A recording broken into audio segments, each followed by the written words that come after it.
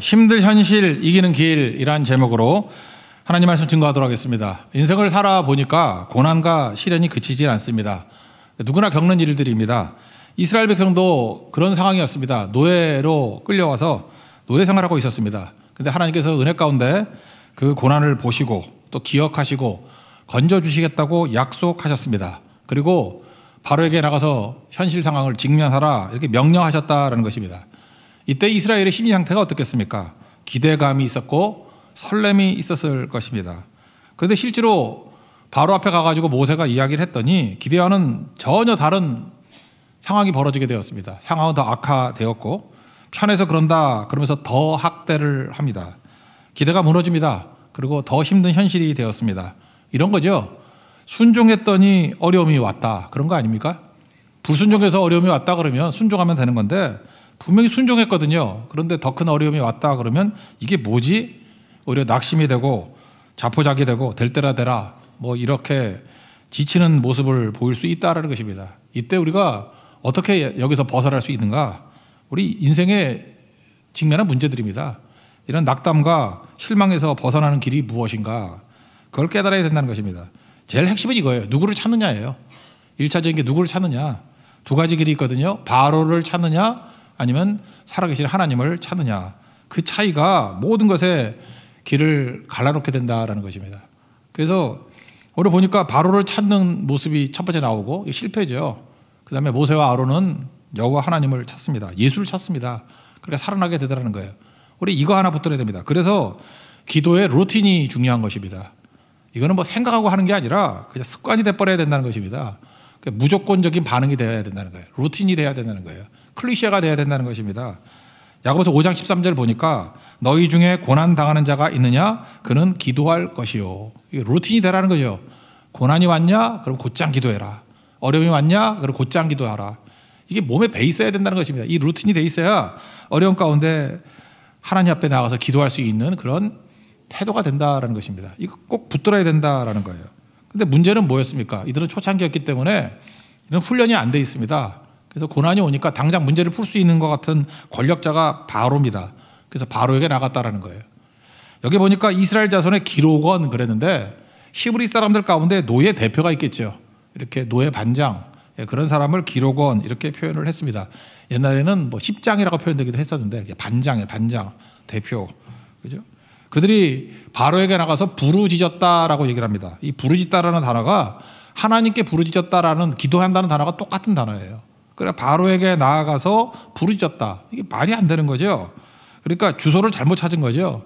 여기서부터 모든 문제가 꼬이기 시작했다라는 것입니다. 그러니까 기도가 마지막 카드가 되면 안 되는 거잖아요. 첫 번째 카드가 기도가 돼야 되는데 바로 찾고 세상 찾고 할 일 다 찾다가 마지막에 기도나 해보자 이런 태도가 되었다는 것입니다. 여기서부터 문제가 꼬이기 시작했다는 거예요. 여러분 바로 앞에 서게 되면 어떤 일이 벌어지느냐? 자기 자신을 비하하게 돼 있습니다. 그리고 자기 자신의 정체성, 아이덴티티를 잃어버리게 돼 있다는 것입니다.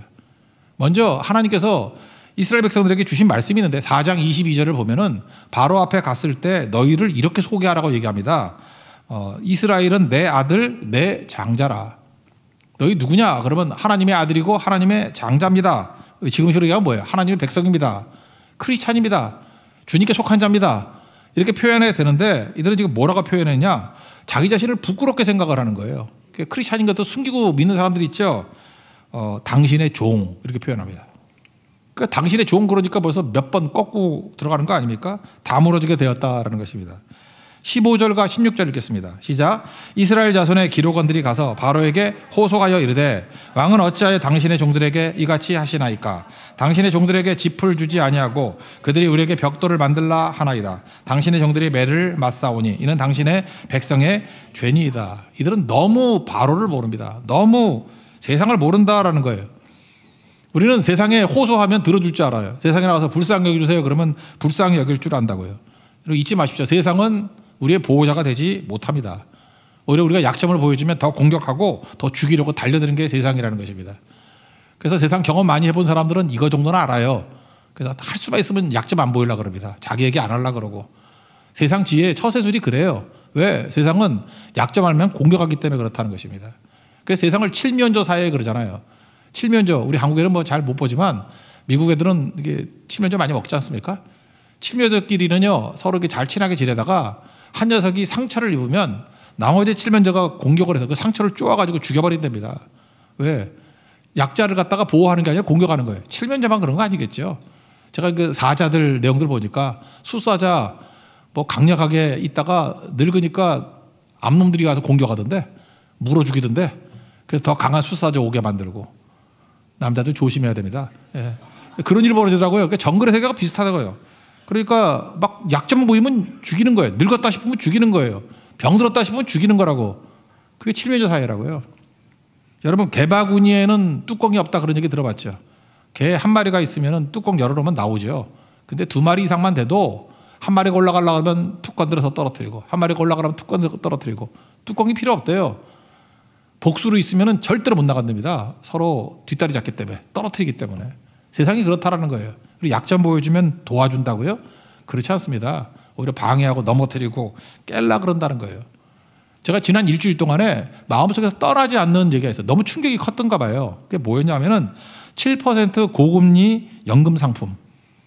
나는 이거 처음에 사기인 줄 알았어요. 어떻게 7% 줄 수 있나? 10억을 맡기면은 7천만 원 주는 거 아닙니까? 그러면 매달 600만 원 정도 준다는 거 아니에요. 그럼 10억만 있으면 매달 600만 원 받으면 노후 걱정 없겠죠. 뭐 노후가 아니라 젊은이들도 매달 600만 원 준다고 그러면 뭐 직장은 뭐하러 나가? 그죠? 이걸 먹고 살면 되는 거지. 10억이면 다 되는 거죠. 근데 말이 안 되잖아. 이렇게 주는 데가 어디 있겠냐고. 저는 처음에 사기인 줄 알았어요. 근데 자세히 보니까 사기 아니에요. 설명을 이렇게 해줍니다. 왜냐? 조건이 하나 있다라는 거예요. 반드시 연금 상품으로만 받아야 된대요. 목돈으로 다시 찾을 수가 없답니다. 죽기 전에는. 죽으면 준대 물론. 죽기 전에 절대 안 준대요. 왜 그런 일이 벌어지느냐? 사람들이 약점을 다 아는 거예요. 연세 드시고 경제를 잘 모르는 분들은 여기 전 재산을 다 집어넣는 거예요. 한 60세. 그럼 어떤 일이 벌어집니까? 자기 인생에서 돌발 사태가 안 벌어진다고 생각한다고. 뭐 아프거나 뭐 자녀들의 문제가 생기거나 아니 가정에 문제가 생기거나 반드시 목돈이 필요할 일이 생긴다라는 거예요. 그래서 그때 찾으면은 페널티가 엄청나대요. 몇 배를 물어버린답니다. 그러니까 10억 넣어봐야 뭐 한 6억도 안 주고 그러는가 봐요. 그래서 성실하게 납부한 사람들 7% 주고도 회사가 충분히 돈이 남는데요. 제가 그 얘기를 듣고 충격받았습니다. 약자의 약함을 이용하는 게 세상이구나. 저 약할 때 처지가 얼마나 힘듭니까? 약자의 처지가. 근데 그런 사람이 약점을 잡아가지고 경제를 돌리는 거예요. 그게 세상입니다. 그게 바로입니다. 잊지 말라고요. 그래서 바로한테 나가서 우리 약함을 토로한다고요? 죽습니다. 그러다가 죽어요. 바로한테 나가서 부르짖는다고요? 절대 들어주지 않습니다. 오히려 여러분들 더 빨리 망하는 길이에요. 더 약점 잡혀가지고 더 악화되는 길입니다. 이렇게 얘기했더니 바로가 어떤 행동을 합니까? 더 학대하고 더 가혹해지고 더 엄해지잖아요.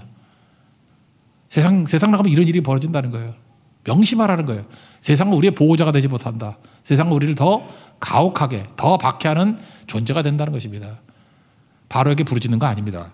바로가 어떤 행동을 합니까? 17절 18절 보겠습니다. 시작. 바로가 이르되 너희가 게으르다 그러므로 너희가 이르기를 우리가 가서 여호와께 제사를 드리자 하는도다. 이제 가서 이르라. 짚은 너에게 주지 않을지라도 벽돌은 너희가 수량대로 바칠지니라. 다음 길이 있죠. 우리가 어려움 당했을 때 하나님께 나가서 엎드려야 됩니다. 부르짖어야 됩니다. 모세와 아론의 차이가 바로 거기에 있습니다. 그는 하나님께 나아갔고 하나님께 부르짖었습니다. 하나님께 기도했습니다. 하나님께 엎드렸습니다. 같은 문제였죠. 그렇지만 다른 대상을 찾습니다. 한쪽은 바로를 찾고 하나는 하나님을 찾습니다. 그랬더니 다른 결과, 다른 대답을 듣게 되었다는 것입니다. 그러니까 하나님께 나가야지 우리를 건져주신다는 거예요. 바로 그 차이예요. 여러분 본능적으로 그냥 하나님께 나아가는 것이 몸에 루틴으로 배 있어야 됩니다. 그 차이가 여러분 인생을 바꾼다는 것입니다. 근데 모세가 하나님 앞에 부르짖는 내용을 보면 기도는 기도인데 약간은 불평 같은 기도입니다. 하나님께 이렇게 따지잖아요. 어찌하여 이렇게 학대를 받게 만드십니까? 어찌하여 나를 왜 보냅니까? 내가 안 간다 그랬잖아요. 왜 잠깐 보내가지고 이 망신을 당하게 만듭니까? 내가 갔더니 더 학대하고 그런데도 불구하고 하나님은 왜 구원하지 않습니까? 불평하잖아요. 불평하는 내용 한번 봅시다. 22절 23절이 불평하는 같은 기도입니다. 22, 23절 읽겠습니다. 시작. 모세가 여호와께 돌아와서 아뢰되 주여 어찌하여 이 백성이 학대를 당하게 하셨나이까? 어찌하여 나를 보내셨나이까? 내가 바로에게 들어가서 주의 이름으로 말한 후로부터 그가 이 백성을 더 학대하며 주께서도 주의 백성을 구원하지 아니하시나이다. 완전히 불평 내용이죠. 그러나 믿는 사람과 믿지 않는 사람의 불평은 차이가 있습니다. 믿지 않는 사람은 그냥 불평하는 거예요. 하나님이 없기 때문에 그냥 불평하고 원망하고 탓하는 겁니다. 소모전이죠. 그러니까 불평하니까 더 악화돼요. 부정적인 생각만 강화되는 거고. 그러나 하나님의 백성, 믿는 사람은 다르죠. 하나님을 믿는 겁니다. 그리고 내가 불평하는 것을 하나님이 들으신다는 것을 확실하는 거예요. 하나님이 듣고 계신다. 그리고 하나님이 반드시 일하실 거라는 거죠. 나를 위해서 일하실 것이다. 나는 그걸 믿는다. 하나님께 불평하는 것조차 하나님께서는 들으시고 응답하실 거다. 그 믿으니까 불평하는 거예요. 이게 기도라는 것입니다. 우리 인생 가운데 살다가 보면 분노심 생기고 증오심 생기고 그렇죠. 그거 어떻게 처리해야 됩니까? 어떤 사람은 그냥 되갚는 수가 있어요. 원수 갚고. 그러면 전쟁이 끝이지 않겠죠. 되갚는 거 그거 아닙니다. 어떤 사람은 막 억누르는 사람이 있어요. 참고. 그죠? 이게 착한 입에 빠진 사람들 있죠. 착해가지고 표현도 안 하고. 그럼 병들죠. 하나님 백성들은 어떻게 보면 열받는 일이 없는 거예요. 왜? 하나님께 다 쏟아붓기 때문에. 그래서 차분해지는 겁니다. 하나님께 가서 울고 하나님께서 토로하고. 한나가 그랬잖아요. 분인나가 와가지고 잠깐만 열받게 만드니까 하나님 앞에 자기 원통함을 토로하잖아요. 나는 마음이 슬픈 여자라. 다 쏟아붓지 않습니까? 그래서 이 마음속에 있는 뜨거움들을 다 쏟아내서 시원하게 만들어버리잖아요. 그게 기도라는 것입니다. 여러분 마음에 품고 살아가면 그때부터 무너지게 된다는 거예요. 다윗의 그 기도 시편에 나오잖아요. 시편이 150편인데 그중에 잘 세어보면 저주시가 적게 보면 7개고 많이 보면 11개예요. 저주시가 많아요. 저주시라는 게 뭐예요? 자기의 억울함, 원통함을 하나님께 쏟아붓는 거예요. 그중에 제일 만만해 보이는 거, 한 적당한 수준의 것을 하나 읽어드린다 그러면 시편 109편 10절에 보니까 자기 원수들이 너무 자기를 괴롭히는 거야. 그러니까 막 분노 쏟아붓는 겁니다. 그의 자녀들을 유리하며 구걸하고 그들의 황폐한 집을 떠나 빌어먹게 하소서. 막 그러면 원수의 자녀들 막 저주하는 거죠. 유리 방황하고 빌어먹게 거지같이 만들어 주십시오. 막 쏟아붓는 거라고요. 그러다가 자기도 너무했다 싶은가 봐. 뒤에 가가지고 궁핍한 자의 오른편에 서사 구원하실 것입니다 하면서 이렇게 다시 찬양으로 또 바뀌어버린 얘기가 나옵니다. 그렇지만 다윗에게는 마음의 분노, 억울함이 생겼을 때 그가 왜 오래 살았죠? 하나님께 다 쏟아 부었기 때문에. 그래서 그는 원통하고 살는 것이 아니라 하나님께 기도함을 통해 가지고 마음이 시원한 마음으로 이제 건강한 마음으로 다시 서게 되었다는 것입니다. 그러지 않으면 저는 병나게 되어 있습니다. 제가 지난주에 얘기했죠. 우리 몸이 36.5도인데 우리 몸에서 36.5도보다 더 열이 많아지면 염증이 생깁니다. 염증. 모든 병의 근원이 염증이거든요. 염증이 커지면 암이 되는 거예요. 열이 생기면 염증이 생기고 염증이 자라면 암이 되는 겁니다. 그래서 이 열이 되게 무서운 거예요. 아이 처음 낳았을 때 아이들이 이렇게 막 열이 나잖아요. 열이 막 나면 빨리 병원에 가는 게 좋죠. 열 난 거 오래 놔두면은 뇌염 걸리잖아요. 뇌염. 그죠? 그래서 애들이 아주 똑똑해진지 바보든지 그래요. 빨리 가야 돼요. 해열제 먹고 하든지. 그러니까 이 열이라는 게 참 무서운 거예요. 열이 염증 만드는 거예요. 뇌염을 만들어 버린다고요. 그 한자를 보면은 불화자는 아시죠? 사람 인자에 점점 찍은 거 불화. 염증할 때 염이 뭐예요? 불화자가 위아래 2개 있는 거예요. 불화. 염이에요. 염. 뜨겁다, 불타오르다 그 뜻인데 뜨거움이 합쳐지면 염증이 생긴다는 거예요. 염증. 그러니까 이게 큰 문제가 되는 거죠. 우리 몸의 병이 어떻게 생기느냐? 열이 빠져나가지 못해서 생기는 게 염증이에요. 몸에 열이 생기잖아요. 열이 다 빠져나가야 된다고.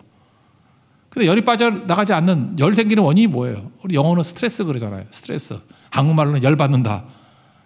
열받는 일이 계속 생기면은 화병도 생기고, 그죠? 이게 병이, 염증이 생긴다는 거예요, 몸에. 염증 지수가 높으면 온갖 병의 근원이잖아요. 그래서 편도선염. 열받아 보셨어요? 막 못 붙죠? 그런 경우 없는가 보죠? 편도선염, 염증 생기고, 방광염. 열받아 보라고. 여자분들 훨씬 많이 걸려요. 방광염. 위염. 신경 써보라고. 그죠? 위염. 그다음에 영적 식도염. 다 염증이 거기서부터 생기기 시작한다는 것입니다. 근데 모세가 120년까지 살았던 이유가 뭐예요? 염증 없이. 기도했기 때문에 그래요. 다윗이 도망다니며 살 수 있었던 이유가 뭐예요? 하나님께 쏟아부었기 때문에. 열받고 살지 않았어요. 하나님께 쏟아부어서 시원하게 사는 인생. 그죠? 냉철하게 사는 인생이 되었던 거죠. 기도 없으면 열받아서 여러분 염증 생기고 나중에 암 생깁니다. 그래서 스트레스가 암의 근원이라 그러잖아요. 스트레스가 열을 일으키고 열이 염증을 일으키고 염증이 암으로 간다니까요. 영적으로나 육적으로나 다 마찬가지라는 것입니다. 그러므로 하나님 앞에 부르짖고 기도하는 사람들은 먼저 영적으로 육적으로 염증 사라지게 만드는 거예요. 근원을 없애버리는 것입니다. 내 안에 불을 없애는 거예요. 그래서 주의 일에 더 힘쓰는 자, 충성하는 자들, 기도하는 자들, 제가 볼 때 샬롬이 임하는 거예요. 샬롬이. 그게 하나님 백성들이 살아가는 길이라는 것입니다. 그럼 기도한다는 게 뭐예요? 맡긴다는 거죠. 결과를 맡긴다 이런 겁니다. 그러면 우리 이렇게 생각해요. 하나님께 다 맡겨버리면 우리 뭐 놀고 먹는 거야? 아무것도 안 하는 거야? 그게 아니고 하나님께 맡긴다는 것은 일을 안 한다는 게 아니라 내가 책임지지 않는다 그런 뜻이에요. 결과를 책임지지 않는다. 그리고 주의 일에 더 힘쓴다. 나는 충성 다하는 거죠. 맡기는 건 결과를 맡기는 거예요. 하나님께 결과를 다 맡긴다. 내가 책임지지 않고 결과를 맡기니까 결과로부터 내가 자유로워진다. 이거 비슷한 예가 뭘까 생각해 보니까 우리가 여행을 하다 보면 이제 비행기 타잖아요. 비행기 탈 때 짐을 맡기죠. 그 여행 많이 하시는 분들은 이제 알더라고. 뭐 이렇게 기내 들고 탈 수 있는 조그만 거 이렇게 맨날 끌고 다니다가 쇼핑하다가 두고 가는 사람들 많이 왔어. 잊어버리고. 여행을 많이 하는 사람은 알아요. 그냥 빨리 가서 요즘엔 수속도 빠르더라고. 맡기는 거죠. 짐을 맡기는 거. 짐을 맡기면 어떤 일이 벌어집니까? 편안해지고 쉴 수 있고 잘 수 있고 그래요. 비행기 회사는 뭐 어떤 때 각각 잃어버린 경우도 있지만 하나님께 맡기면은 완벽합니다. 우리 짐 맡기고 난 다음 어떤 일이 벌어져요? 도착할 때까지 아무 신경 안 쓰죠? 분명히 갖다 줄 거죠? 거의 99.99% 주잖아요. 갖다 주잖아요. 맡기고 쉬는 거예요. 안식하는 거예요. 그래서 충전하는 겁니다. 인생 그렇게 사는 거예요. 여러분 염려하고 두려워하고 이거 없어지면 어떡하나 노심초사하고 여기에 에너지 쏟지 말라는 거예요. 하나님께 맡기고 남은 시간에는 내가 할 수 있는 일 충성을 다하라는 거예요. 주의 일에 더 힘쓰는 자가 되라는 거예요. 이게 맡기고 산다는 뜻이에요. 맡기면 주님께서 결과를 책임져 주신다. 그런 사람만이 쉼이 있고 평안이 있습니다. 그러니까 쉼이 있고 평안이 있으면 어떤 일이 벌어져요? 염증도 없죠. 다 사라지게 버린다는 거예요. 이게 하나님께 맡기면 좋다라고 하는 것들이 그 우리의 체력하고도 연관성이 있는 것 같아요. 제가 1절에 말씀드렸죠. 그 어린 아이들이 자꾸만 이렇게 징징대고 우는 이유가 체력이 없어서 그렇다고. 약하니까 우는 거예요. 건강한 아이들 안 울어요. 그래서 아이들이 징징대고 울면은 뭐가 아픈 거예요. 체력이 없는 거예요. 체력이 없으니까 우는 거라고. 똑같이 연세가 드시면 노인들이 잠이 없다 그러죠. 잠이 없는 게 아니라 잠이 안 드는 거일 가능성이 클 거예요. 왜냐? 체력이 떨어지면요 잠이 안 와요. 저도 병원에 입원했을 때 체력이 막 떨어져 있더라고. 저 잠 되게 잘 자는 사람이거든요. 그냥 누우면 곧장 쓰러지는 사람인데 잠이 안 오더라고. 잠이.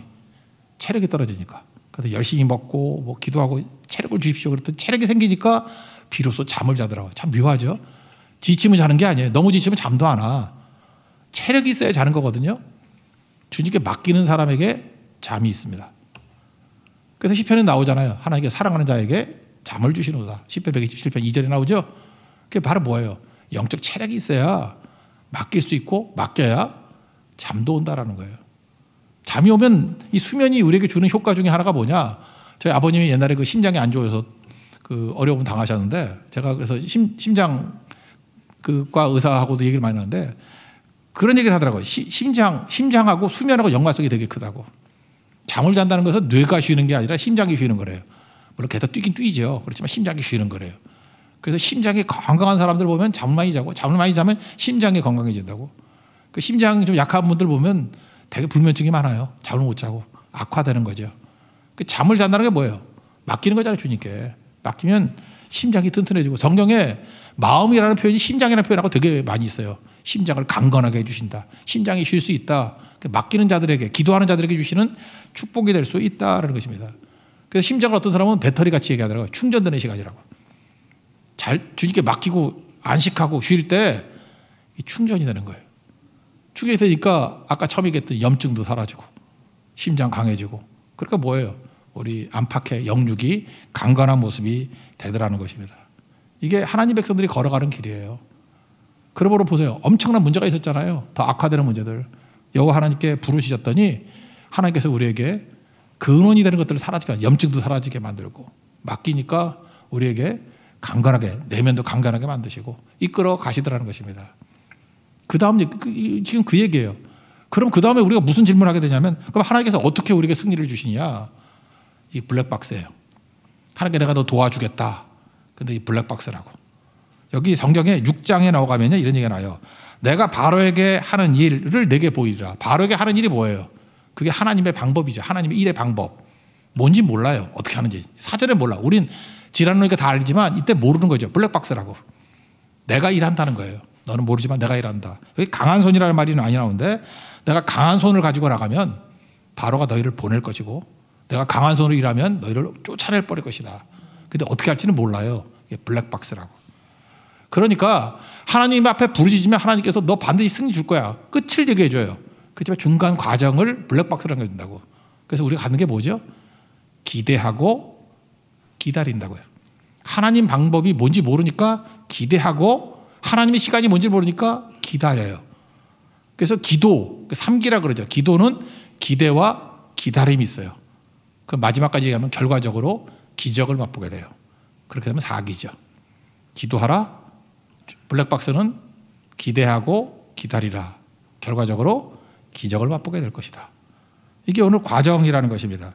그래서 하나님께서 이 블랙박스를 지금 설명하고 있어요. 너희 잘 모르지? 뒤에 알 거야. 6장 1절 한번 읽겠습니다. 시작.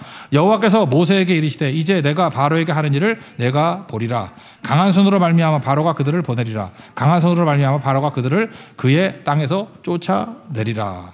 그러니까 하나님께서 일하신다라는 거죠. 이렇게 기대하고 기다리라는 것입니다. 이거는 우리 상식과 우리 이해로 못 받아들일 수 있어요. 뭐 예를 들어서 한번 두 가지만 생각해 본다 그러면 하나님께서 이제까지 우리를 보호해 주셨잖아요. 근데 어느 순간인가 보호막을 싹 제거할 때가 있어요. 지금 그런 상황이었죠. 하나님이 나름대로 이스라엘 백성을 보호해 줬죠. 근데 그 보호막까지도 벗겨내 버리니까 더 학대하고 더 핍박하잖아요. 그러니까 우리 느낌은 어떻게 느껴져요? 아니 순종했더니 어려움이 더 오네. 왜 있던 그 얄팍한 보호막조차도 사라지게 되나 뭐 이런 생각을 하지 않습니까? 그때가 어느 때냐면 내 내면이 성장할 때라고. 내 내면이 강화시킬 때라고요. 제가 얘기했잖아요. 우리는 척추동물이라고. 그래서 이게 바깥에 부드러운 살이 있고 안에 뼈가 있죠. 뼈가 있고 살이 있으니까 우리는 먹으면 잠깐 살이 찌잖아. 척추동물은 그래요. 먹으면 잠깐 살쪄. 대신에 갑각류, 뭐 가재나 게 같은 거는 밖이 딱딱하죠. 그래서 먹어도 살 절대 안 찌죠. 간장게장 먹어봐요. 안에 살이 꽉 차 있지 바깥에 커지진 않아. 근데 우리가 몰라서 그렇지 조그만 가재 같은 거, 조그만 게 같은 거 보면 조그마잖아요. 그러니까 우리가 못 보는 사이에 이 딱딱한 껍질이 깨진대요. 깨져서 확 크고 난 다음에 부드러운 살이 있죠. 그러고 난 다음에 또 딱딱해지고 또 깨지고 그걸 환태라고 하는데 또 커지고. 근데 이 갑각류가 볼 때 어떤 일이 벌어집니까? 자기를 보호하던 딱딱한 것이 깨졌을 때 부드러운 살이 드러나잖아요. 스치기만 해도 아프고 상처 있고 그래요. 왜 보호막이 사라졌지? 그렇지만 우리는 알고 있죠. 그때가 자라날 때라고. 그때가 성장할 때라고. 우리 육체는 척추동물이지만 마음은 갑각류에 가까운 것 같아요. 어떤 사람은 상처받기 너무 두려워가지고 이렇게 껍질을 가지고 막고 있어요. 그러니까 마음이 작은 거예요. 자라나지 못하고 항상 두려워하고 항상 절망과 근심에 사로잡혀 있고. 근데 하나님께서 마음을 키우시기 위해서 깨라 그런다고요. 부드러운 살이 나옵니다. 너무 아픈 거예요. 근데 그때가 성장할 때라고. 이스라엘 백성도 마찬가지죠. 이런 작은 보호막이 사라지고 날 때 그들의 믿음이 자라요. 하나님 신뢰함이 자라고 강하고 담대한 하나님 백성으로 막 일어서게 된다는 것입니다. 제가 이런 것들이 뭐가 있을까 생각해 보니까 우리 최근 근대사회에 보면은 우리가 보호막이 있어가지고 보호가 좋다고만 생각했다고. 근데 보호막이 깨진 걸 통해서 뭐 일취월장했던 것들이 있는 것 같아요. 1995년쯤 정도 되는 것 같아요. 우리나라가 일본 대중문화 개방을 했습니다. 처음에 엄청 반대가 있었어요. 일본 문화가 워낙 세다고 생각했고 우리가 약하다고 생각했거든.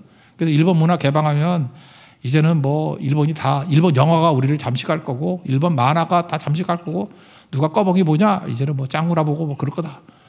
그때 개방을 했다고요. 문화 개방을 했다고요. 그때 뭐 반대가 엄청났습니다. 뭐 나라 팔아먹는다, 매국노다, 뭐 별소리 다 했다고요. 근데 지금 한 25년 넘게 지났잖아요. 지금 어떤 일이 벌어집니까? 제가 최근에 보니까 일본과 한국의 문화 수출이 발 때 보면 일본이 우리가 일본 받아들인 것보다 일본에 수출되는 게 14배예요. 그러니까 일본 한번 가보세요. 전부 다 뭐 한국 문화밖에 없어요. 그죠? 백화점 가도 한국 뭐 BTS 노래 나오고 그죠? 한국 거 따라 하려고 그러고 옛날에 일본 여자와 한국 여자 구분이 갔거든. 지금 보면 한국 화장 따라 해가지고 비스무리해. 그리고 압구정동에서 성형했는지 얼굴도 비스무리하고 다 따라오자 다. 그죠? 잘 보세요. 보호만 했다 그러면 우리 성장 못했다고. 근데 이걸 개방하니까 아예 달라져 버린 거죠. 또 하나가 98년에 시작했다가 2006년이라고 생각하는데 스크린 쿼터제라고 연세 드신 분들은 알 거예요. 스크린 쿼터제가 뭐냐면 이건 또 미국이에요. 미국 영화가 너무 강하다고 생각한 거라고. 그래가지고 한국 영화 의무 상영 시간이 있었어요. 그래서 90일, 뭐 120일 의무적으로 한국 영화를 상영해야 돼. 아니 좋은 영화를 상영해야지 한국 영화를 상영하면 되냐고. 그죠? 그래서 이 스크린 쿼터제를 없애버렸다고. 없애버렸던 2006년이라고 제가 기억나는데 제가 제일 좋아하고 존경하는 배우가 있어요. 안성기 배우라고. 과묵하고 점잖고 신사적이고 참 난 좋더라고 사람이 성품이. 이분은 뭐 이렇게 과격하게 뭐 하는 분은 아니에요. 근데 안성기 배우까지 피켓 들고 나왔어요. 한국 영화 망한다고. 근데 그때 개방하길 잘했죠. 스크린 쿼터제 없애길 잘했죠. 그러니까 지금 어떤 일이 벌어집니까? 뭐 세계적인 영화가 돼버리잖아요. 에미상에도 뭐 우리가 수상도 하고 오히려 한국 그 문화 작품들이 뭐 엄청나게 세계를 활보하고 다니지 않습니까? 이게 잘한 거죠. 근데 그 당시에는 몰랐잖아요. 그래 너무 작은 줄 알고 몰랐잖아요. 그러니까 하나님께서 우리의 잠재력을 보시는 거예요. 어마어마한 잠재력이 있는데 너 왜 그렇게 사냐? 너희 잠재력이 있어. 뚫고 나가야지 뭐 이런 거. 그죠? 제가 그래도 하나님 앞에 제가 자부심 갖는 것 중에 하나가 뭐냐면 지금부터 25년 전에 제가 굉장히 많이 기도했어요. 우리 교인들과 함께 막 기도했던 게 뭐냐면 우리 한국 사람들의 약점이 뭐냐면 아무리 공부해도 영어를 못해. 영어를 못하는 거 어떻게 해? 그거 12년을 공부해도 영어를 못해. 그 발상을 전환을 해야지. 하나님 우리 민족은 안 되는 민족입니다. 한국말이 세계적인 통용어가 되게 해주세요. 그 기도할 때 얼마나 비웃음 당했는지 아십니까? 막 욕먹고 말이 되는 소리를 해라. 지금 한번 가보세요. 네팔 가보세요. 한국말 다 통해요. 몽고 가보세요. 몽고 가면 한국말 다 통하고 베트남, 호치민 같은 데 가보면 영어는 아이스크림도 못 알아들어. 근데 한국말은 다 알아들어. 그렇잖아요. LA 가보세요. 뉴욕 가보세요. 한국말 다 있고 일본 가보세요. 뭐 지하철부터 시작해서 어디나 한글 다 써 있고 한글 방송 나오고 이제 일본 사람들이 한국말 더 많이 알아듣는 것 같아. 일본 사람 앞에서 함부로 욕하면 큰일 납니다. 다 알아들어요? 그런 일이 벌어졌다고. 한국어 노래 나도 모르는 노래를 걔는 다 외워 불러. 여러분들 이해 못하지만 저는 기도의 응답이라고 생각해요. 그죠? 이게 모를 리죠. 우리 잠재력을 모르는 거였어요. 우리 민족은 보호하면은 이거 안 되는 민족. 우리 약간 기만민족적인 성향도 있는 것 같아. 보호하면 자꾸만 쪼그라들어가지고 자기들끼리 싸우는데 보호막을 깨고 나가면 우리 잠재력이 어디까지 가는지 모르겠어요. 진짜 영적 칭기스칸이 되는가 봐. 그죠? 하나님께서 세계를 품을 수 있게 만들어주는 거라고. 그러니까 우리는 그러잖아요. 이제까지 보호막이 있는데도 힘들었는데 이걸 깨버리면 우리 어떻게 살아요? 감당 못할 사람 만들기 위해서 그래요. 여러분 잠재력을 믿으십시오. 이스라엘 백성들이 어떻게 하나님 백성과 놀라운 하나님의 오른팔에 있는 주의 백성이 된지 아십니까? 보호막 깨고 난 다음부터 노예에서 자유인이 된 거라고. 하나님 앞에 여러분도 마찬가지입니다. 보호막 속에서 안주하려고 그러지 말고 하나님이 나와 함께 하십니다. 근데 왜 보호막을 깨버리지? 크게 만드는 거예요. 하나님 백성들에게 만드는 거예요. 세계를 섬기게 만드는 하나님의 중심 백성을 만들기 위해서 그렇다는 것입니다. 하나님 백성 되는 축복과 은혜가 넘쳐나기를 기원합니다. 또 한 가지는 이런 거죠. 대적의 어리석음을 통해서 하나님께서 일하신다는 게 블랙박스 중에 하나예요. 이거 뭐 눈이 나오잖아요. 바로 왕이 핍박하고 그러죠. 근데 이유가 뭘까요? 바로가 완악해져야 애굽이 깨지고 후환이 없지. 그렇지 않습니까? 그래서 초토화시키고 그를 전멸시키려고. 만약에 바로가 말 잘 들었으면 10가지 재앙 없죠. 10가지 재앙을 통해서 하나님의 영광과 애굽을 깨야 될 거 아니에요. 그리고 나일강에서의 재앙뿐만 아니라 홍해까지 따라와가지고 군대가 와야지 또 전멸시킬 거 아닙니까? 그래서 우리가 승리할 때 우리는 너무 자기중심적이에요. 내가 유능해져야 승리한다고 생각하는데 대부분의 승리를 보면은 대적이 어리석어지는 거예요. 대적이 두려워할 때 승리할 때가 훨씬 더 많다라는 것입니다. 그러므로 여러분들 하나님 앞에 부르짖어 보십시오. 하나님 블랙박스는 나는 하나 변화되는 것 같지가 않아요. 근데 일이 돼. 이유가 뭐냐? 옛날에 강력한 대적이었는데 갑자기 어리석은 대적이 돼버렸고, 옛날엔 두려운 대적이었는데 지금은 이게 뭐 이상한, 그죠? 오합지졸 같은 대적이 돼버린다는 거예요. 하나님이 일하시는 것 중에 하나라는 것입니다. 이런 게 최근에 뭐 있을까 한번 생각해 보니까 요즘에 한국에 그 K 방산이라 그러죠. 무기 많이 팔죠. 예를 들어서 뭐 K9 자주포 같은 거는 뭐 폴란드에 뭐 2,000기가 뭐 갖다나, K2는 전차죠. 전차가 또 엄청나게 좋더라고. 그죠? 뭐 엄청나게 팔아요. 뭐 비행기도 팔아먹고. 근데 그 중에서 제일 약한 것 중에 하나가 로켓, 미사일 이쪽이 약하잖아요. 근데 최근에 제가 얘기를 들어봤어요. 방산업체 다니는 분한테 얘기를 들어보니까 한국이 시간이 많이 필요 없대요. 석 달이면 핵무기 만든대요. 그리고 실험 안 해도 된대. 모의 실험에도 거의 터진대. 안 터지면 말고인데 거의 터진대. 그러니까 하려면 할 수 있대. 3개월도 안 걸린대요. 어찌 보면 이미 다 끝났대, 도상으로는. 그리고 로켓도 엄청 발전을 했는데, 특별히 그 미사일이잖아요. 북한이 맨날 쏘는 거, 미사일. 이게 미사일, 로켓, 위성 이런 것들이 이게 만만치가 않답니다. 이유가 뭐냐? 그 로켓 만드는 기술이 거대한 장벽이 있대요. 특별히 그 1단 로켓 만드는데 되게 어려움이 있대요. 근데 우리 우방이지만 미국이 우리 한국 엄격히 감시하는 거 알죠? 옛날에는 300km 이상 못 가게 하고 지금은 이제 풀렸는가 봐. 그래서 뭐 한 500km, 600km 정도인데 1000km 뭐 커버는 되죠. 근데 계속해서 이렇게 감시하고 제재를 가하는 거예요. 그러니까 우리는 주로 그 로켓을 러시아하고 합작해서 많이 개발을 하고 있어요. 러시아하고. 그래서 나로라고 위성 띄운 거 아시죠? 성공했죠. 3번 만에. 제가 그 얘기를 비하인드 스토리로 들었어요. 러시아도 마찬가지입니다. 그 돈 벌라고 찔끔찔끔 가르쳐주면서 돈 번대요. 그래서 어깨너머로 배우라고. 그러니까 시간이 걸리죠. 한 10년 걸린대요. 돈도 엄청 많이 들고. 그런데 갑자기 3번 만에 성공하게 되고 이 속도가 10년 걸리게 1년 만에 거의 다 마스터해버렸대, 지금은.